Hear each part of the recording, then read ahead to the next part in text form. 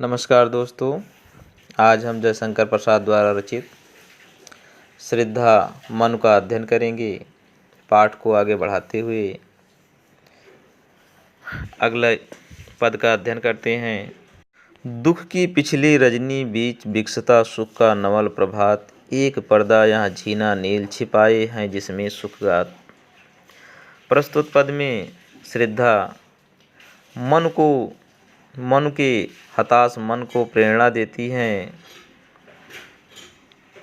श्रद्धा मन को सांत्वना देते हुए तथा उन्हें प्रेरित करते हुए कहती हैं कि दुख की पिछली रजनी बीच, दुख की पिछली काली रात के बीच ही विकसता सुख का नवल प्रभात, सुख का नया सवेरा, नवल प्रभात नया सवेरा, सुख का नया सवेरा विकसित होता है। एक पर्दा यह झीना नील, बीती हुई रात के झीने नीले धुंधलके के समान बीते हुए दुख की अनुभूति छिपाए हैं जिसमें सुख गात। बीते हुए दुख की अनुभूति सुख के बीच पर्दा बनी हुई है, वह सुखमय अरुण के प्रकट होने का ही पूर्व संकेत है। जिसे तुम समझे हो अभिशाप, जगत की ज्वालाओं का मूल। जिसे तुम समझे हो अभिशाप, जिस दुख को तुम साफ समझते हो और यह समझते हो कि जगत की ज्वालाओं का मूल वह संसार की पीड़ा का कारण है। ईश का वह रहस्य वरदान, वह ईश्वर का रहस्यमय वरदान है। कभी मत इसको जाओ भूल, क्योंकि यही पीड़ा मनुष्य को सुख प्राप्त के लिए प्रेरित करती है। इसे तुम कभी ना भूलना। प्रस्तुत पद में अलंकार उत्प्रेक्षा रूपक एवं उपमालंकार है और रस शांत रस है। लगे कहने मन सहित विषाद, मधुर मारुत से ये उच्छ्वास, अधिक उत्साह तरंग आभाद, उठाते मानस में सविलास। प्रस्तुत पद में श्रद्धा मन को निराशा से निकालने के लिए विभिन्न तर्क देकर उसे उत्साहित करती है।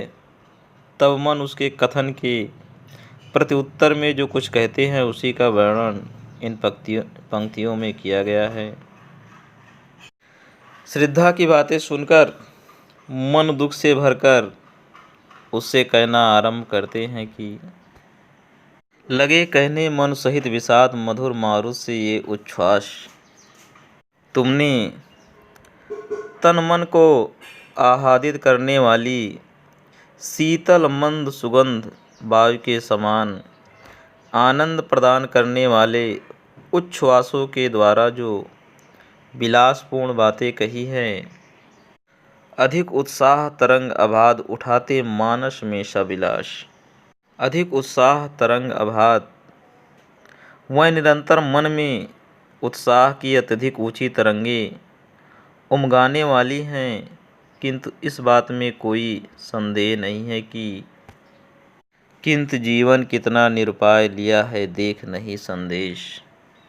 इस बात में कोई संदेह नहीं है कि मनुष्य का जीवन बहुत विवश है, उसके अपने हाथ में कुछ भी नहीं। यह सब मैंने अपने ही जीवन में अनुभव करके देख लिया है। निराशा है जिसका परिणाम सफलता का वह कल्पित गेह। गेह मतलब घर, कल्पित मतलब कल्पना का घर।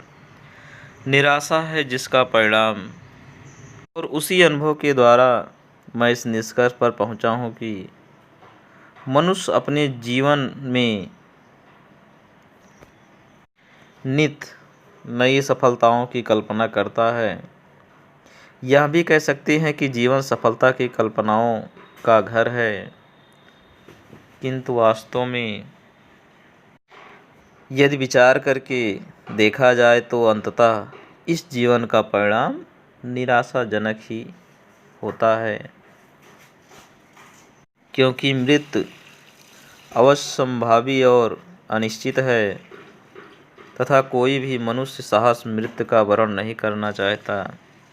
प्रस्तुत पद में अलंकार उपमा तथा अनुप्रास अलंकार है तथा रस शांत रस है। अगला पद है, कहाँ आगंतुक ने सस्नेह, अरे तुम इतने हुए अधीर, हार बैठे जीवन का दांव, जीतते मरकर जिसको वीर। तप नहीं केवल जीवन सत्य, करुण या क्षणिक दीन अवसाद, तरल आकाश से है भरा सो रहा आशा का आह्लाद। प्रस्तुत पंक्तियों में श्रद्धा निराश मन को उल्लास के साथ कर्मशील बने रहने की प्रेरणा देते हुए उत्साहित करती है।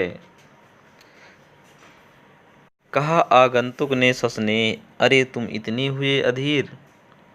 मन की बात सुनकर आने वाले अर्थात श्रद्धा ने स्नेह भाव के साथ मन से कहा कि अरे ऐसा प्रतीत होता है कि तुम इतने हुए अधीर, तुम तो अपना धैर्य खो बैठे हो और अपने जीवन में हार बैठे जीवन का दांव, जीतते मरकर जिसको वीर। और अपने जीवन में उस सफलता को प्राप्त करने के प्रति निराश हो चुके हो जिसे कर्मवीर एवं साहसी पुरुष अपने कठिन परिश्रम के आधार पर प्राप्त करते हैं। तप नहीं केवल जीवन सत्य, करुण या क्षणिक दीन अवसाद। मनुष्य का तपस्वी के रूप में देखकर श्रद्धा आगे कहती है कि तप नहीं केवल जीवन सत्य, केवल जीवन में तपस्या करते रहना ही जीवन का सत्य नहीं है। करुण या क्षणिक दीन अवसाद, दीनता और करुणा के भाव से ओतप्रोत तुम्हारी या मन स्थित क्षणिक है। तरल आकाश से है भरा सो रहा आशा का आह्लाद। तरल आकाश से भरा जीवन तो प्रगति की अभिलाषाओं, आशाओं तथा प्रसन्नता से भरा है। अतः तुम अपनी अभिलाषाओं एवं इच्छाओं को जगाओ तथा उत्साहपूर्वक जीवन व्यतीत करो। प्रस्तुत पद में अलंकार मानवीकरण अलंकार है तथा रस शांत रस है।